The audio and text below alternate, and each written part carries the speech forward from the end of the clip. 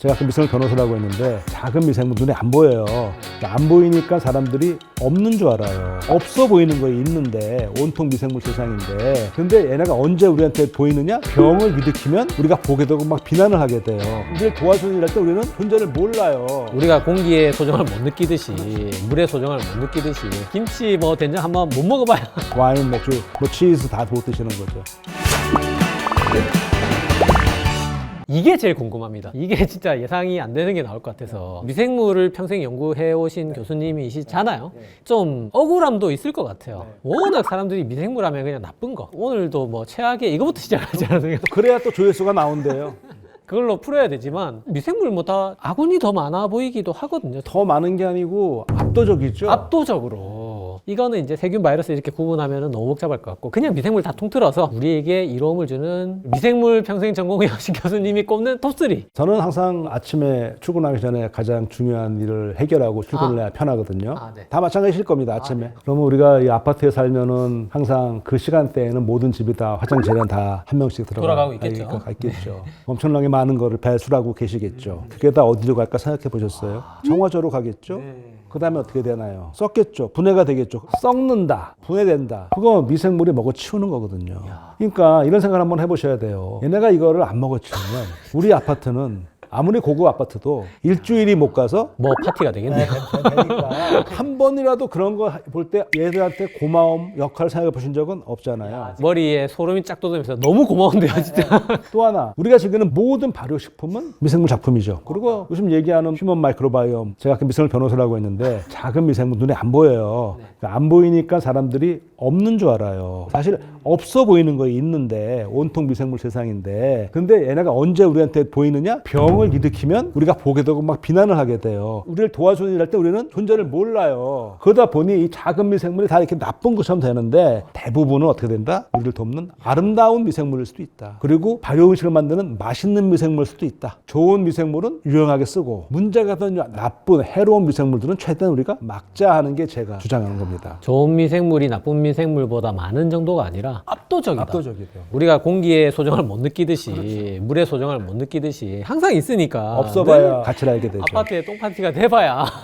김치 뭐 된장 한번 못 먹어봐야 맥주도 못 드셔봐야 그러네요. 와인, 맥주, 뭐 치즈 다 못 드시는 거죠. 빵도 그렇지 않습니까? 빵도 부푸는 빵은 못 드시는 거지. 딱딱한 빵, 건빵 드셔야지. 그러면 진짜 더더욱 톱3가 궁금한데 저는 일단 기준을 정하기를 세균에서 하나 뽑고 곰팡이에서 하나 뽑고 그리고 바이러스에서 하나 뽑아볼 생각이에요. 우선 세균에서 하나 뽑으라고 그러면 방선균을 뽑겠어요. 방선균이라는 거는 액티노마이시스의 곰팡이 닮은 뜻이거든요. 키우면은 곰팡이처럼 자라요. 키움의 모양을 봤을 때 근데 이 방선균이 토양 세균이 굉장히 많은 다수를 차지하는 세균이에요. 제가 아까 앞서서 페니실린이 발견됐을 때 결핵은 치료 못한다고 그랬잖아요. 결핵을 치료하게 된 게 바로 이 방선균에서 뽑는 항생제들. 왁스만이라는 분이 이거를 이제 했는데요. 미국 교수님이신데 출신은 러시아. 지금으로 말하면 우크라이나 출신이에요. 아이디어는 이거예요. 페니실린 발견 이후로 생각을 해본 게 흙에는 엄청나게 많은 미생물들이 살고 있는데, 그럼 저들 사이에 경쟁도 심하고 분명히 서로가 서로한테 뭐 하려는 무슨 무기가 있을 것 같다. 흙을 갖고 해서 드디어 이제 방선균에서 항생제를 만들었어요. 스트랩토마이신. 다 마이신 붙는 거. 그다음에 뭐 테트라사이클린 이런 거. 현재 우리가 사용하는 항생제의 3분의 2 정도가 다 방선균에서 온 것들이거든요. 그래서 이 방선균이 없었으면, 페니실린에만 의존했으면 절반밖에 안 돼 있는데, 방선균이 큰 역할을 했으니까 방선균을 빼놓을 수가 없죠. 저 어제도 썼거든요. 의학 발전사에서 가장 큰 발견 두 개를 꼽으라고 하면은 마취제의 발견과 항생제의 발견이라는 얘기를 들은 적이 맞습니다. 있거든요. 네, 내과 외과 네. 분야의 하나씩인데, 사실 내과 의사 입장으로서 제일 많이 받는 비난이, 너희는 뭐 병도 치료 못하고 뭐 고혈압 없애는 약 아니잖아. 당뇨약 당뇨 치료하는 거 아니잖아. 혈당만 낮추는 거지. 맨날 그 비난 받는데 유일하게 치료할 수 있는 게 항생제거든요. 폐렴일 때 항생제, 이거는 그냥 딱 낫게 하는 건데 그 최고의 무기죠, 사실. 그렇죠. 근데 그 소중한 무기가 방선균에서 공급해 주고 있으니까 얘를 빼놓을 수가 없고, 또 하나 방선균은 힐링도 줘요. 비 온 뒤에 숲에 가면 자연의 냄새, 흙 냄새, 비 냄새, 그게 지오스민이라는 성분인데 그거를 누가 만드느냐? 방선균이 만드는 거예요. 다음에 이제 곰팡이에서 꼽으라 그러면 워낙 많지만 푸른 곰팡이 또 안 꼽을 수가 없어요. 푸른 곰팡이가 만드는 페니실린, 방성균이 만드는 스트레토마이신이 딱 손을 잡아서 우리 항생제 기본을 해줬다고 해도 과언이 아니거든요. 심지어 이 푸른 곰팡이는 BTS 방탄소년단의 노래에도 나와요. 방탄소년단 세렌디퍼티라는 노래 있거든요. 거기 가사에 보면 너는 나의 천사, 너는 나의 영혼, 너는 나의 구원자, 푸른 곰팡이 막 나옵니다. 나중에 가사 보였어요. 이게 그 정도로 이제 유명한. 아미 여러분, 구독과 좋아요, 댓글 알람 설정 부탁드립니다. 세 번째로 꼽아야 되는 건 세균 바이러스인데요. 근데 우리가 보통 바이러스는 수주 특이성이 있잖아요. 동물 바이러스, 식물 바이러스, 뭐 곤충 바이러스, 뭐 사람 바이러스 나누는데 세균 바이러스는 세균만 감염하는 거예요. 특별히 그거는 박테리아 바이러스라고 안 부르고 박테리오 파즈라고 불려요. 박테리아를 먹어 치운다 그런 뜻인데 바이러스라는 거는 일종의 반생명이기 때문에 뭔가 있어야 되고, 근데 세균에게 사는 바이러스도 있다. 처음 발견한 게 1917년에 프랑스의 미생물학자가 이질 환자에서 분리한 대장균을 키우다가 세균을 키우면 이게 뿌얘지거든요. 얘가 성장을 하면 수가 늘어나기 때문에 다음날 봤더니 맑아진 거예요. 다 죽었다는 얘기거든요. 이거 뭐지? 봤더니 세균을 파괴하는 뭐가 있네? 그래서 박테리오파시라고 불렀어요. 그래서 그때 이분이 뭐라고 그랬냐면 야 이거 이용하면 병치할 수 있겠다 아이디어를 냈어요. 근데 그 아이디어가 별로 관심을 못 받았어요. 왜냐? 항생제가 곧바로 발견되고 뒷길로 물러났는데 최근 들어서 항생제 내성 문제가 나오면서 박테리오파즈가 특정 세균만 공격하는 거잖아요. 수주 특이성이 있어요. 항생제는 먹으면 병 죽는 건 아니죠. 총체적으로 네, 살포하는 느낌이니까. 그러니까 많이 먹으면 힘들잖아요. 항생제를 오랫동안 드시면 이제 프로바이오틱스 처방 먹고 이렇게 하신단 말이에요. 근데 이 박테리오파즈를 이용하면은 저 식중독균만 하나 제거해야겠다. 그러면 쟤만 감염하는 박테리오파즈를 딱 넣으면 없앨 수 있잖아요. 그래서 실제로 제품이 나온 게 있어요. 예를 들어서 이거 FDA 승인도 받은 건데 리스트 쉴드라고 불러요. 리스트는 리스테리아 모노사이트 제네스라는 세균 이름이에요. 리스테리아는 영국의 유명한 외과 의사 처음으로 수술 도구를 소독해서 수술했던 조셉 리스터의 리스트를 딴 거예요. 혹시 리스테린 각을 그것도 그건가? 어쨌든 모노사이토제네스는 모노사이트는 단핵구라고 해서 백혈구 일종이거든요. 사이토제네스 이 세균은 백혈구에 잡혀 먹어도 안에서 안 죽고 자라요. 백혈구가 리스테리아를 먹어도 안 죽어요. 그래서 모노사이토제네스라고 부르는데 어쨌든 이 세균을 막아준다는 거예요. 미국은 뭐 샐러드, 뭐 샌드위치 이렇게 하잖아요. 이 리스테리아 모노사이토제네스가 어디에 많냐 하면 결국 이 가축의 장에 살기 때문에 이게 오염될 수가 있어요. 그러면 샌드위치 먹고 하는데 이거를 다 펄펄 끓여 먹을 수는 없잖아요. 그걸 먹고 식중독 걸리고 그러는데 리스테리아 식중독. 또 리스테리아 얘는 냉장고에서 잘 자라요. 이거 냉장을 해도 자라기 때문에 아주 골치가 아픈 거예요. 건강한 사람은 큰 문제가 없지만 면역력이 떨어졌거나 아주 어린 아이들은 힘들단 말이에요. 그래서 이게 어떤 아이디어냐? 뿌려요 이거를 리스트 쉴드를 여기에 뭐가 들었느냐? 리스테리아 모노사이트 제네스만 타겟으로 해서 파괴하는 박테리오파지 세균 바이러스 농축액이에요. 그걸 희석해서 축축 뿌리는 거예요. 근데 문제는 드실 샌드위치에다가 샐러드에다가 뿌리고 싶으세요? 이건 사실 사람은 아무 문제가 없어요. 세균도 뭐만 타겟한다고 그랬죠? 리스테리아만 하는 거예요. 하지만 이건 그렇잖아요. 음식은 뭐 선택사항이고 도마나 주방 이런 데다가 하는 데 아주 확실하니까 이게 나온 게 이미 됐고요. 그리고 2016년에 미국에서 60대 남성이 이제 이 감염이 됐는데 슈퍼박테리아 감염 판정을 받았어요. 슈퍼박테리아니까 항생제가 안 됐잖아요. 그래서 치료 방법이 없잖아요. 그때 이제 박테리아를 죽일 수 있는 세균 바이러스를 이용을 해서 주사를 했어요. 주사를 놨어요.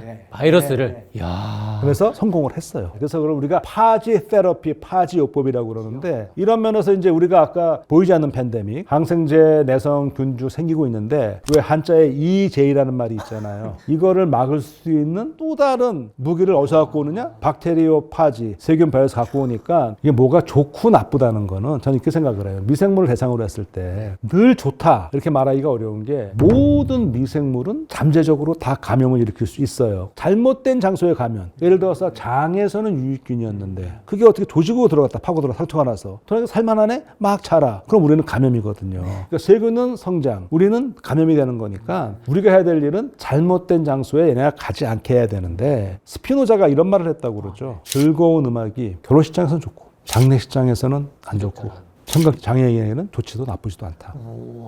저는 이게 딱 미생물과 우리의 관계에 맞는 말 생각을 해요. 물론 아까 앞서 말씀드린 병을 일으키는 그 애를 빼놓고 다른 걸 상대할 때 우리는 이걸 어떻게 다루느냐. 심지어 박테리오 파즈 같은 것도 다룰 수가 있고 아니 우리가 쓰는 보톡스는 클로스트리디움 보툴리눔이라는 식중독균에서 뽑는 거잖아요. 엄청난 독이잖아요. 생명체가 만드는 중에 가장 강한 독이 보툴리눔 독소잖아요. 그걸 약으로 쓰는 것처럼 제가 주장하는 미생물을 잘 이해를 해서 최대한 우리한테 이롭게 활용하자. 이거는 어떤 게 좋고 나쁘다의 문제가 아니고 관계의 문제다라고 생각을 해요. 사실 이 질문 자체가 인간에게 좋다, 인간에게 나쁘다. 이미 인간의 굉장히 인위적인 기준이긴 한데 근데 그마저도 인간 입장에서 좋은 세균도 나쁜 세균이 될 수도 있고 또 나쁜 세균도 좋은 세균이 될 수도 있고 야 박테리오 파지 이야기가 진짜 흥미롭습니다. 아, 그렇습니까? 예, 이게 뭐 저거들끼리 막 싸우고 있는 거를 건져와가지고 내 몸에 막 바이러스를 주입하고 도마에다 뿌리고 뭐 그런 거잖아요. 그러니까 리스테리아 식중독에 대해서 잠깐 설명드리면 이제 말씀하신 대로 차가운 데에 잘 살아서 뭐 아이스크림 식중독 이거에 많이 걸리고 이제 겨울철에 또 식중독 걸리는 게 3대가 이제 노로바이러스, 로타바이러스, 리스테리아인데 두 개는 바이러스지만 얘는 세균이니까 박테리오 파지로 바이러스로 EJ로 와 참 신기했고 이 박테리오 파지하고 세균의 관계가 지구상에 일어나는 가장 큰 전쟁이라고 하더라고요. 바닷속에서 세균의 3분의 2가 매일 절멸한다 뭐 그런 얘기도. 세균뿐 아니고 적조, 녹조하는 조류들도 그렇고 이 바이러스가 없으면 그러니까 여기서 말하는 바이러스는 인간 바이러스 말고 가장 많은 거는 세균 감염 바이러스가 되게 많거든요. 이 바이러스들이 없으면 이거 난리 나죠. 세균이 아니라 조류 바이러스도 있는 그럼요. 거네요. 와. 적조가 생겼을 때 우리가 처치하는 방법이 황토도 뿌리고 막 하잖아요. 근데 결국 어느 정도 싹 없어져 버리잖아요. 확 생겼다가 왜 없어질까? 그러니까 또 생기는 이유는 부영양화, 뭐 수온증가 이게 막 있는데 사라지는 건 어떻게 사라지는 거냐? 뭐 우리가 노력한 것도 있지만 중요한 요인 중에 하나가 숙주가 늘어나면 바이러스들이 그러니까 언뜻 생각하면 녹조도 마찬가지고 미역 다시마는 크니까 눈에 보이니까 일단 세균에 의해서 썩어서 죽을 것 같은데 걔들도 바이러스 걸려가지고 많이 죽네요. 지구상에서 바이러스의 공격을 피할 생물은 아무도 없습니다. 와. 그 얘기도 들었습니다. 바이러스 공격하는 바이러스도 있다. 바이로파즈라고 그래갖고 와. 한 바이러스에 편승하고 있어갖고 같이 감염을 하는데 얘의 감염을 어쩌고 자기가 증식하는 그런 하청이 예, 그렇죠. 둘 다 어쨌든 숙주가 있어야 사는데 숙주가 있어야 사는 애에 기생하는 네. 박테리오 파지가 인간의 이런 미생물이 확실히 맞는 거에 제가 동의하는 게 세균을 죽이는 과정을 이용해서 아까 리스타실드 같은 거 만든 거잖아요. 얘도 가만히 있지 않더라고요. 대장균도 가만히 있어가지고 그게 이제 크리스퍼 가위. 맞죠. 크리스퍼가 얘 일종의 면역 기능인 거고요. 이 세균이 되게 재밌어요. 둘이 싸우고 있는데요. 세균도 가만 당하지는 않아요. 세균이 조그만 낭포를 만들어서 내보내요. 이게 세균처럼 보이잖아요. 그러면은 박테리오 파지가 세균을 공격하는 게 아니고 그 낭포를 딱 해. 이제 미끼를 던지는 거죠. 사람으로 치면 사람 탈을 씌워가지고 미끼를 땅땅 내면서 공격하게 하기도 하고요. 감염이 됐어. 내가 대장균인데 네, 이 경우에 얘가 증식한 데가 팍 깨지면 바이러스가 확 나가잖아요. 세균 바이러스가. 깨지기 전에 자기가 그냥 사멸. 세균도 박테리오 파지를 대항하는 다양한 전략을 갖고 있어요. 유전자 가위도 가지고 있고 그 일종의 세균의 면역계죠. 진짜 재밌습니다. 이 둘이 전쟁만 가지고도 뭐 1시간 나올 것 우리는 같은데. 그거를 가지고 활용을 하는 거죠. 여기서 또 떠오르는 말 꼭 이 말씀 꼭 드려야죠. 파스테르가 남긴 말이 있거든요. 루이 파스테르가 1800년대 후반 이 세상에 순수 과학, 응용과학 따위는 없다. 오로지 과학이 있고 과학의 응용이 있을 뿐이다. 와. 저는 이 말이 과학은 궁금해서 이게 뭐지? 왜 이러지? 크리스퍼 가위 발견도 마찬가지거든요. 이게 이런 게 왜 있는 거지? 와 이게 이걸 하네? 근데 나중에 제가 저걸 하면 이거 쓸 수 있겠네? 그러니까 우리가 과학을 하는 거는 과학을 일단 궁금해서 파고드는데 그거를 응용하는 거는 연구한 사람만 하는 게 아니고 저거 되겠다. 생각의 힘이죠. 생각의 힘. 응용은 진짜 복합적인 사고를 하는 사람이 그렇죠. 다른 사람이 할 수도 있는 거고. 꼭 전공한 사람이 아니더라도 과학을 하는 사람만의 그 역할보다도 제가 과학을 이렇게 알리고 싶고 한 게 과학을 알게 되면 재미도 있지만 아이디어를 낼 수가 있고요. 그러니까 일상생활에서 도움이 되고 과학적인 사고방식을 해서 또 하나는 우리가 이 접하는 많은 문제를 해결하는데 머리를 맡길 수 있다는 거죠. 이건 안 돼 그러면? 그런 생각 얘기해 주시면 오히려 이거를 저같이 파는 사람들은 이렇게 보다 보니까 미적을 못 생각을 못 하는데 가만히 있어봐. 저거 이렇게 하면 안 돼? 이런 아이디어. 그거는 바로 어디서 오는 거냐? 과학을 좀 이해를 하시는 분들이 야 이거 저거 하면 안 되는가? 그게 더 나오는 거죠. 예. 비전공자들이 전공자는 생각 못하는 아이디어를 줄 수도 있는 거고. 제가 알기로는 그 엘리베이터 버튼 한번 했다가 또는 꺼지는 거 개구장이 남자애가 있었는데 뭐 유치원생인가 그랬는데 타기만 하면 다 누르는 거니까 엄마가 얼마나 막 혼내키고 막 그랬대요. 근데 한 번은 그 아이가 울면서 한 번 더 더 누르면 꺼지게 하면 되잖아. 음. 그렇네. 한 번 더 누르면 꺼지게 하면 되네. 저는 이런 좀 융합과학이라고 해야 되나? 유튜브 보면서 이분이 그걸 잘한다고 느낀 게 바로 교수님입니다. 아, 이거 고맙습니다. 진짜입니다. 과찬의 말씀 고맙습니다. 과학자라고 보기에는 너무 인문학적 소양이 뛰어난 진심입니다. 고맙습니다. 오늘도 명언을 지금 몇 개를 쏟아내고 있지 않습니까? 야, 진짜 항상 배우고. 저는 사실 세균 하나, 바이러스 하나, 푸른곰팡이 하나, 네. 꼽아신 것 100%다 동의하는데 교수님한테 사실 기대하는 거는 미역 이야기가 좀 나와야 되는데. 미역. 저는 그 이제 미역 이야기를 제 유튜브 응생물학에서도 가장 조회수가 많이 나왔고 댓글 보면은 이거 뭐 쓸데없는 얘기다, 뭐 어그로 끈다, 왜 미역이 미생물이냐. 근데 저는 이렇게 말씀드린 겁니다. 미역이 미생물이라고 퀘스천 마크가 있거든요, 물음표가. 그러니까 어그로가 아니고 이런 거예요. 미생물학 교과서에 보면 미역은 거대 조류죠. 대형 조류인 거예요. 단세포로 된 적조, 녹조는 미세 조류도 있어요. 근데 결국은 다 이게 조류라는 거에 속해요. 그래서 이제 크기로 대형, 미세 나누는데 물론 식물학 교과서에는 원시적인 식물로 되어 있습니다. 전 상관없어요. 상관없는데 미생물학 교과서에서 미생물로 다룰 수 있는 얘기는 그렇다고 미생물학자가 뭐 이런 거대 조류를 매형 조류를 다루고 흔치 않은데요. 교수님 미역 연구 안 하십니까? 잘 먹죠.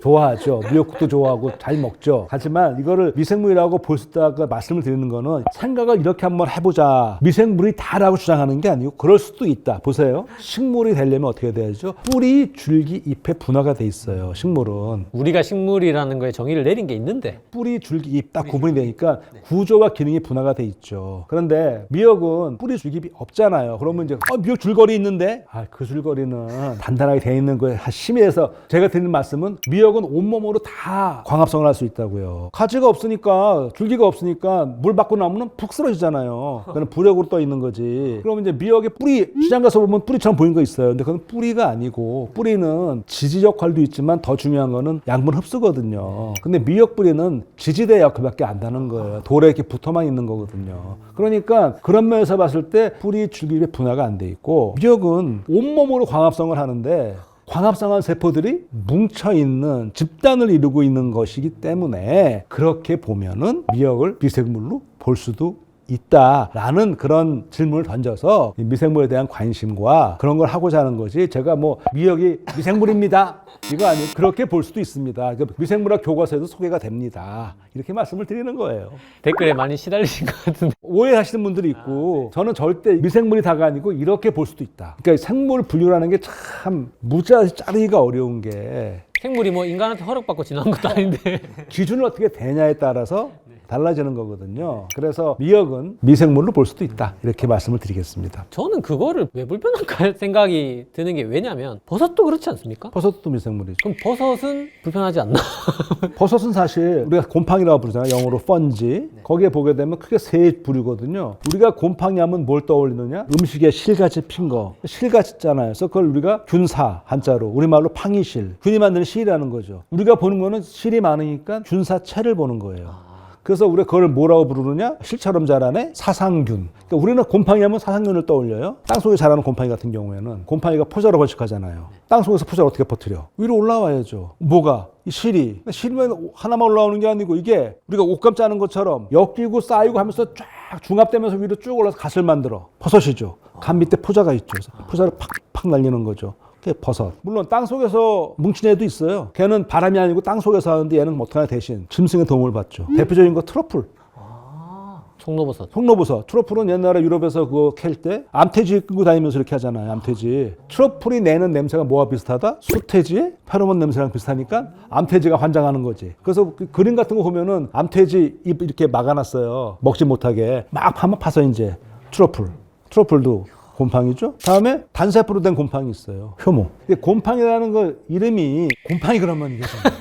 옛날 학교 다닐 때 꼭 곰팡이랑 별명한 친구들 있잖아요. 한 명 씻고. 한 명 씻고. 주로 어떤 친구한테 그런 거 붙습니까? 잘 안 씻고 막 좀 그렇잖아요. 어감이 그래서 그런데 또 이건 있어요. 풍기 피자 있잖아요. 풍기. 풍기가 이탈리아 말로 펀지거든요. 곰팡이 피자인데. 곰팡이 피자인데. 맛있게 먹지 않습니까?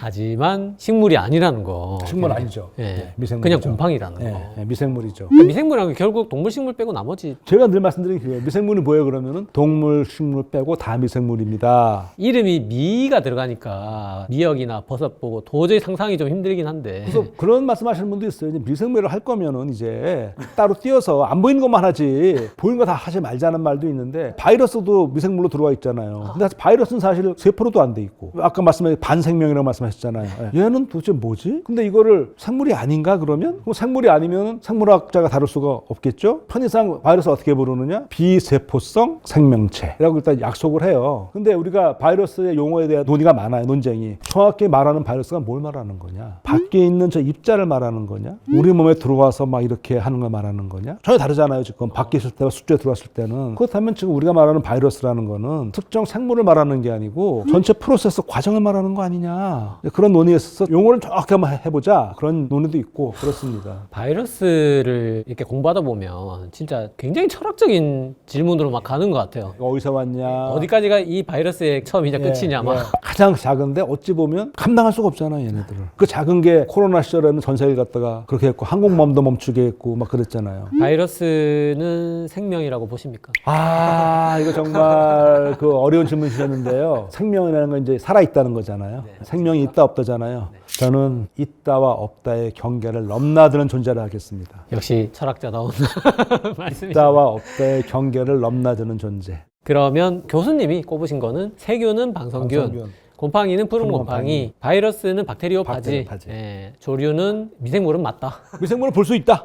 볼 수 있다. 김미역 파래 전부 조류입니까? 녹조류, 갈조류, 홍조류. 미생물로 볼 수 있냐 없냐의 논란이 있는 거지 식물은 아니라는 거. 식물로 볼 수도 있어요. 원시적인 형태. 원시적인 형태 볼 수 있는데 그 경계에 있는 거기 때문에 버섯은 애매합니까? 버섯은 미생물. 확실히 걔는 확실히 미생물이고. 아, 자 그래서 오늘 이 시간 우리를 괴롭히는 세균 바이러스부터 해서 또 우리한테 도움을 주는 미생물까지 들을 수 있어서 좋은 시간이었고 제가 주제가 또 하나 남아 있습니다. 장뇌축이라고. 장내추. 요거 1시간일 것 같아서 교수님 또 다음에 모시고 아유, 장뇌축으로 또 설명들을 다음 영상 기대하도록 하고 오늘 영상 모두 마치도록 하겠습니다. 감사합니다. 고맙습니다.